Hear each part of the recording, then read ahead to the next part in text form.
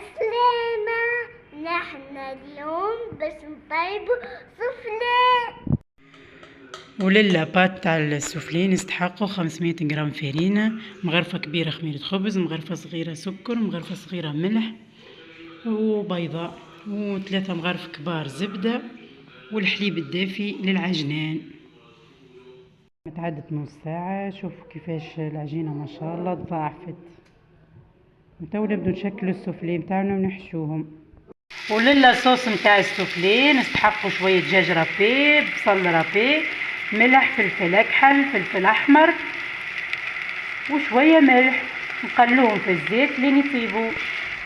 وبعد ما تقلى الدجاج مليح ونشحت لاصوص، نمشو نطيبوا لاصوص متاع الجبن.